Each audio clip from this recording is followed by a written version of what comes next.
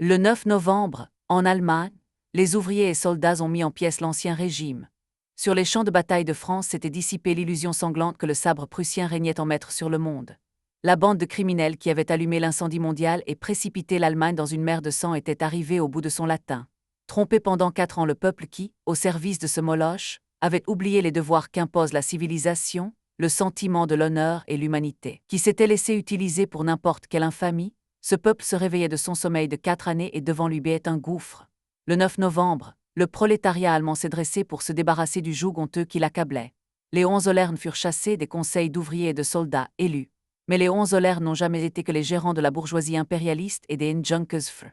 La bourgeoisie et sa domination de classe, tel est le véritable responsable de la guerre mondiale en Allemagne aussi bien qu'en France, en Russie comme en Angleterre, en Europe comme en Amérique. Ce sont les capitalistes de tous les pays qui ont donné le signal du massacre des peuples. Le capital international est ce baral insatiable dans la gueule sanglante duquel ont été jetés des millions et des millions de victimes humaines. La guerre mondiale a placé la société devant l'alternative suivante, ou bien maintien du capitalisme, avec de nouvelles guerres et un rapide effondrement dans le chaos et l'anarchie, ou bien abolition de l'exploitation capitaliste. Avec la fin de la guerre mondiale, la bourgeoisie et sa domination de classe ont perdu tout droit à l'existence. La bourgeoisie n'est plus en mesure de tirer la société du terrible chaos économique que l'orgie impérialiste a laissé après elle. Dans des proportions énormes, des moyens de production ont été anéantis, des millions d'ouvriers, les meilleures cohortes et les plus actifs de la classe ouvrière, ont été massacrés. Lorsque ceux qui sont restés en vie rentrent dans leur foyer, ils voient devant eux le visage grimaçant du chômage, de la famine et des maladies qui menacent d'anéantir jusqu'à la racine la force populaire. Le fardeau énorme des dettes de guerre rend inéluctable la banqueroute financière de l'État. Pour échapper à cette confusion sanglante, pour ne pas choir dans cet abîme béant, il n'existe d'autre recours, d'autre issue, d'autre salut que le socialisme. Seule la révolution mondiale du prolétariat peut mettre de l'ordre dans ce chaos, donner à tous du travail et du pain, mettre un terme au déchirement réciproque des peuples, apporter à l'humanité écorcher la paix, la liberté et une civilisation véritable, abat le salariat. Tel est le mot d'ordre de l'heure. Au travail salarié et à la domination de classe doit se substituer le travail coopérateur. Les moyens de travail ne doivent plus être le monopole d'une classe, mais devenir le bien commun de tous. Plus d'exploiteurs ni d'exploités, réglementation de la production et répartition des produits dans l'intérêt de tous, suppression à la fois du mode de production actuel, de l'exploitation et du pillage et aussi du commerce actuel qui n'est qu'escroquerie. À la place des patrons et de leurs esclaves salariés, des travailleurs coopérateurs libres. Le travail cesse d'être un tourment pour quiconque parce qu'il est le devoir de tous, une existence digne et humaine pour quiconque remplit ses obligations envers la société. Dès lors la faim n'est plus la malédiction qui pèse sur le travail, mais la sanction de l'oisiveté. C'est seulement dans une telle société que sont extirpées les racines de la haine chauvine et de l'asservissement des peuples. C'est alors seulement que la terre ne sera plus souillée par l'holocauste d'êtres humains, c'est alors seulement qu'on pourra dire « cette guerre a été la dernière ». À l'heure présente, le socialisme est l'ultime planche de salut de l'humanité. Au-dessus des remparts croulants de la société capitaliste, on voit briller en lettres de feu le dilemme prophétique du manifeste du Parti communiste, socialisme ou retomber dans la barbarie. La réalisation du régime socialiste est la tâche la plus grandiose qui ait jamais incombé dans l'histoire du monde à une classe et à une révolution. Cette tâche requiert une transformation totale de l'État et un bouleversement complet des fondements économiques et sociaux de la société. Cette transformation, ce bouleversement ne saurait être décrété par quelque autorité, commission ou parlement, seules les masses peuvent les entreprendre et les réaliser. Dans toutes les révolutions antérieures, c'était une toute petite minorité de la population qui menait la lutte, en fixait les objectifs et l'orientation, n'utilisant la masse que comme un instrument pour faire triompher ses propres intérêts, les intérêts de la minorité. La révolution socialiste est la première qui ne puisse triompher que dans l'intérêt de la grande majorité et grâce à la grande majorité des travailleurs. La masse du prolétariat est appelée non seulement à fixer consciemment l'objectif et l'orientation de la révolution, mais elle doit nécessairement faire entrer elle-même dans la vie, pas à pas par son activité propre, le socialisme. L'essence de la société socialiste réside en ceci, la masse laborieuse cesse d'être une masse que l'on gouverne, pour vivre elle-même la vie politique et économique dans sa totalité et pour l'orienter par une détermination consciente et libre. Aussi du sommet de l'État à la plus petite commune, la masse prolétarienne doit-elle substituer aux organes de la domination bourgeoise dont elle a hérité, Bundesrat, Conseil fédéral, Parlement, conseils municipaux, ses propres organes de classe, les conseils d'ouvriers et de soldats. Il lui faut occuper tous les postes, contrôler toutes les fonctions, mesurer tous les besoins de l'État à l'aune de ses propres intérêts de classe et à l'aune des tâches socialistes. Et ce n'est que par une osmose permanente, vivante entre les masses populaires et leurs organismes, les conseils d'ouvriers et de soldats, que pourra être insufflé à l'État un esprit socialiste. À son tour, la révolution économique ne peut s'accomplir que sous la forme d'un procès dont la masse prolétarienne sera l'agent. S'agissant de la socialisation, les décrets pris par les autorités révolutionnaires suprêmes ne sont que phrases vides, si l'on en reste là. Seule la classe ouvrière peut par son action leur donner vie. Dans une lutte tenace contre le capital, dans un corps à corps livré dans chaque entreprise, grâce à la pression directe des masses, aux grèves, grâce à la mise sur pied de leurs organismes représentatifs permanents, les ouvriers peuvent s'assurer le contrôle et en fin de compte la direction effective de la production. Les masses de prolétaires doivent apprendre à n'être plus ces machines inertes que le capitaliste installe tout au long du procès de production, mais à devenir des hommes qui, par leurs pensées, leurs activités libres, guident ce procès. Ils doivent acquérir le sentiment des responsabilités propres à des membres agissant de la communauté, uniques propriétaires de la totalité de la richesse sociale. Il leur faut faire preuve de zèle, sans le fouet du patron, développer la productivité sans garde-churme capitaliste, faire preuve de discipline sans que pèse sur eux le moindre joug, et d'ordre sans maître pour les commander. L'idéalisme le plus élevé dans l'intérêt de la communauté, l'autodiscipline la plus stricte, un sens civique véritable constitue le fondement moral de la société socialiste, tout comme la passivité, l'égoïsme et la corruption constituent le fondement moral de la société capitaliste. Toutes ces vertus civiques socialistes, ainsi que les connaissances et les capacités nécessaires à la direction des entreprises socialistes, la classe ouvrière ne saurait les acquérir que par son activité propre, en faisant elle-même sa propre expérience. La socialisation de la société ne saurait être réalisée dans toute son ampleur que par une lutte opiniâtre, infatigable de la masse des ouvriers sur tous les points où le travail affronte le capital, où le peuple et la bourgeoisie, avec sa domination de classe, se regardent les yeux dans les yeux. La libération de la classe ouvrière doit être nécessairement l'œuvre de la classe ouvrière elle-même. Dans les révolutions bourgeoises, l'effusion de sang, la terreur, le crime politique étaient des armes indispensables entre les mains des classes montantes. La révolution prolétarienne n'a nul besoin de la terreur pour réaliser ses objectifs. Elle est et abhorre l'assassinat. Elle n'a pas besoin de recourir à ces moyens de lutte parce qu'elle ne combat pas des individus, mais des institutions, parce qu'elle n'entre pas dans l'arène avec des illusions naïves qui, déçues, entraîneraient une vengeance sanglante. Ce n'est pas la tentative désespérée d'une minorité pour modeler par la force le monde selon son idéal, c'est l'action de la grande masse des millions d'hommes qui composent le peuple, appelés à remplir leur mission historique et à faire de la nécessité historique une réalité. Mais la révolution prolétarienne sonne en même temps le glas de toute servitude et de toute oppression. Voilà pourquoi se dressent contre elle dans une lutte à mort, comme un seul homme, tous les capitalistes, les Endjunkesöffre, les petits bourgeois, les officiers. Bref, tous les profiteurs ou les parasites de l'exploitation et de la domination de classe. C'est pure folie que de s'imaginer que les capitalistes pourraient se plier de bon gré au verdict socialiste d'un parlement, d'une assemblée nationale, qu'ils renonceraient tranquillement à la propriété, au profit, aux privilèges de l'exploitation. Toutes les classes dominantes ont lutté jusqu'au bout pour leurs privilèges, avec l'énergie la plus tenace. Les patriciens de Rome, tout comme les barons féodaux du Moyen Âge, les gentlemen anglais, tout comme les marchands d'esclaves américains, les boyards de Valachie, tout comme les soyeux lyonnais, tous ont versé des torrents de sang, ont marché sur des cadavres au milieu des incendies et des crimes, ils ont déchaîné la guerre civile et trahi leur pays pour défendre leur pouvoir et leurs privilèges. Dernier rejeton de la caste des exploiteurs, la classe capitaliste impérialiste surpasse en brutalité, en cynisme, la bassesse de toutes celles qui l'ont précédée. Elle défendra ce qu'elle a de plus sacré, le profit et le privilège de l'exploitation avec ses dents et ses ongles. Elle emploiera les méthodes sadiques dont elle a fait montre dans toute sa politique coloniale et au cours de la dernière guerre. Contre le prolétariat, elle mettra en mouvement le ciel et l'enfer. Elle mobilisera la paysannerie contre les villes, excitera des couches ouvrières rétrogrades contre l'avant-garde socialiste, elle se servira d'officiers pour organiser des massacres tentera de paralyser toute mesure socialiste par les 1000 moyens de résistance passive, elle suscitera contre la révolution Vendée, elle appellera à son secours l'ennemi de l'extérieur, les Clemenceau, les lois de George et les N. Wilson avec leurs armes, préférant transformer l'Allemagne en un tas de décombres fumants plutôt que de renoncer de plein gré à l'esclavage du salariat. Toutes ces résistances, il faudra les briser pas à pas d'une main de fer, en faisant preuve d'une énergie sans défaillance. 3. À la violence de la contre-révolution bourgeoise, il faut opposer le pouvoir révolutionnaire du prolétariat, aux attentats, aux intrigues ourdies par la bourgeoisie, la lucidité inébranlable, la vigilance et l'activité jamais en défaut de la masse prolétarienne. Aux menaces de la contre-révolution, l'armement du peuple et le désarmement des classes dominantes. Aux manœuvres d'obstruction parlementaire de la bourgeoisie, l'organisation inventive et active de la masse des ouvriers et des soldats, à l'omniprésence et aux 1000 moyens dont dispose la société bourgeoise, Il faudra opposer le pouvoir de la classe ouvrière décuplé par l'union et la concentration.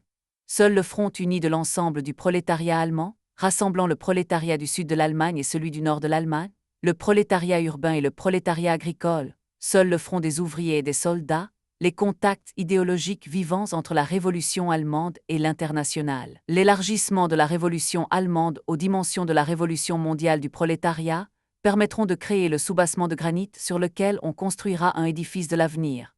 La lutte pour le socialisme est la guerre civile la plus fantastique que l'histoire du monde ait jamais connue, et la révolution prolétarienne doit se doter des moyens nécessaires. Elle doit apprendre à les utiliser pour lutter et vaincre. Doter de la sorte la masse compacte de la population laborieuse de la totalité du pouvoir politique pour qu'elle accomplisse les tâches révolutionnaires, c'est ce qu'on appelle la dictature du prolétariat, la démocratie véritable.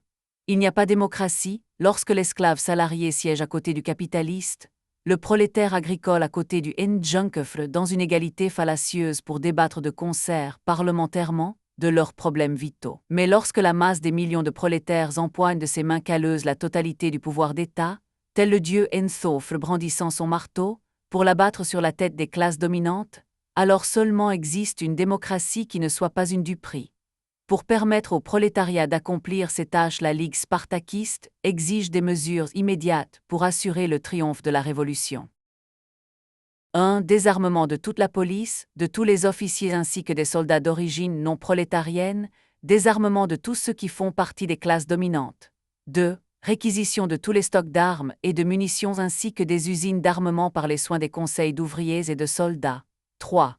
Armement de l'ensemble du prolétariat masculin adulte qui constituera une milice ouvrière. Constitution d'une garde rouge composée de prolétaires qui sera le noyau actif de la milice et aura pour mission de protéger en permanence la révolution contre les attentats et les intrigues contre-révolutionnaires.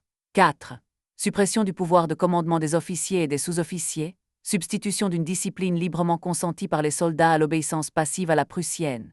Élection de tous les supérieurs par les hommes de troupe avec droit permanent de les révoquer, abolition de la juridiction militaire. 5. Éviction des officiers et des capitulars de tous les conseils de soldats. 6. Remplacement de tous les organes politiques et de toutes les autorités de l'Ancien Régime par des hommes de confiance délégués par les conseils d'ouvriers et de soldats. 7. Mise en place d'un tribunal révolutionnaire devant lequel comparaîtront les principaux responsables de la guerre et de sa prolongation, les Hohenzollern, Ludendorff, Hindenburg, Tirpitz et leurs complices, ainsi que tous les conjurés de la contre-révolution.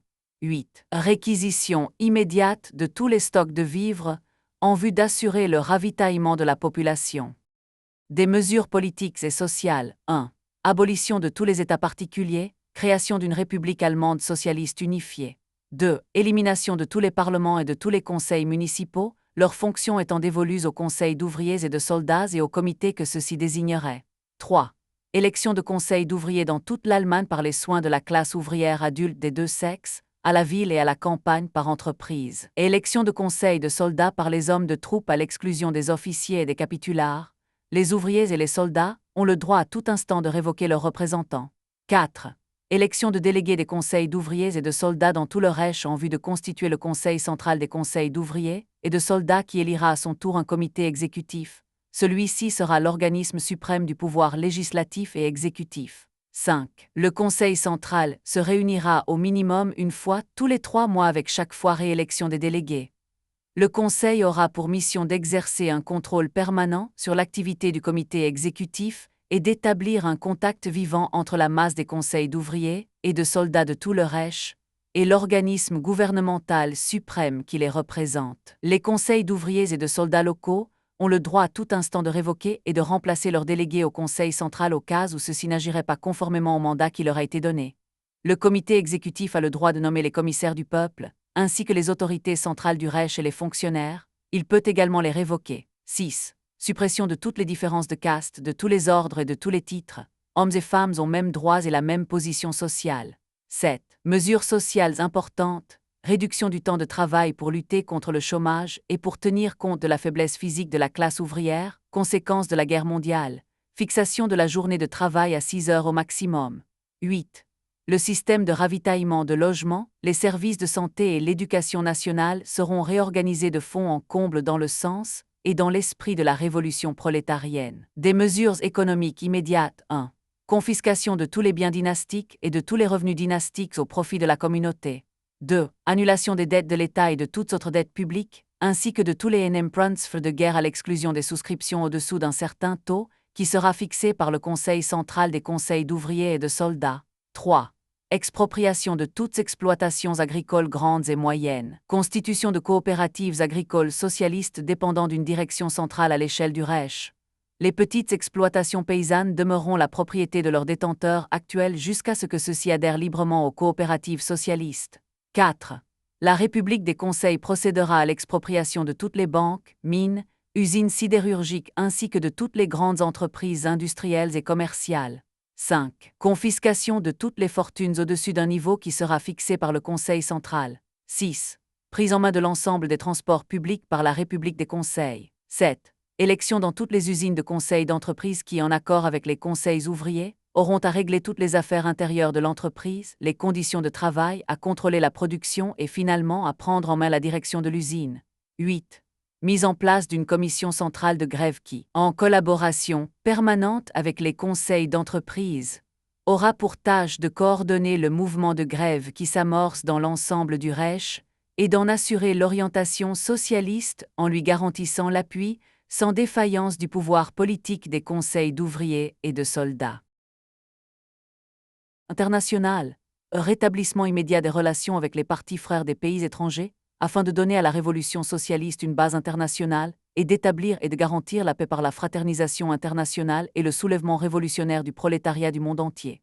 Voilà ce que veut la Ligue spartakiste. Et parce que Spartacus veut cela, parce qu'il est celui qui exhorte les révolutionnaires et les pousse à agir, parce qu'il est la conscience socialiste de la révolution, il est haï, calomnié, persécuté par tous les ennemis secrets ou avérés de la révolution et du prolétariat. Clouez Spartacus sur la croix, crient les capitalistes tremblants pour leur coffre fort. Clouez-le sur la croix, crient les petits bourgeois, les officiers, les antisémites, les laquais de la presse bourgeoise qui tremblent pour les nbeftiks que leur vaut la domination de classe de la bourgeoisie. Clouez-le sur la croix, s'écrient les chedman qui, tels Judas Iscariote, ont vendu les ouvriers à la bourgeoisie et qui tremblent pour les petits profits de la domination politique. Clouez-le sur la croix, répètent encore, comme un écho, des couches de la classe ouvrière qu'on trompe et qu'on abuse, des soldats qui ne savent pas qu'ils s'en prennent à leur propre chair et à leur propre sang quand ils s'en prennent à la Ligue spartakiste. Dans ces cris de haine, dans ces calomnies se mêlent les voix de tous les éléments contre-révolutionnaires, hostiles au peuple et au socialisme, de tous les éléments troubles, suspects, et que le grand jour effraie. Et cette haine confirme que Spartacus est le cœur de la révolution et que l'avenir lui appartient. La Ligue spartakiste n'est pas un parti qui veuille parvenir au pouvoir en passant par-dessus la classe ouvrière ou en se servant de la masse des ouvriers.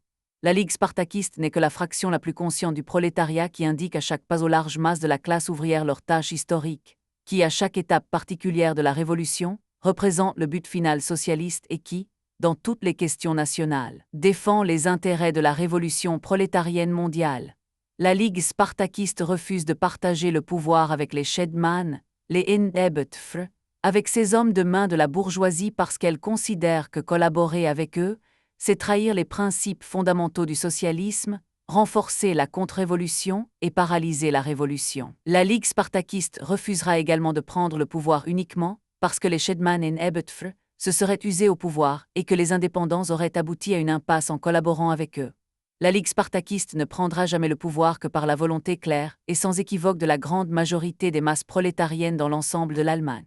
Elle ne le prendra que si ces masses approuvent consciemment ses vues, les buts et les méthodes de lutte de la Ligue spartakiste. La révolution prolétarienne ne peut accéder à une totale lucidité et maturité qu'en gravissant pas à pas, par degrés, l'âme Engelgoth de ses propres expériences en passant par bien des défaites et des victoires. La victoire de la Ligue spartakiste ne se situe pas au début mais à la fin de la Révolution, elle s'identifie à la victoire des millions d'hommes qui constituent la masse du prolétariat socialiste. Debout prolétaires, au combat, il s'agit de conquérir tout un monde et de se battre contre tout un monde. Dans cette ultime lutte de classe de l'histoire mondiale, où il y va des objectifs les plus nobles de l'humanité, nous lançons à nos ennemis ces mots, sur leur face, nos poings, notre genou sur leur poitrine.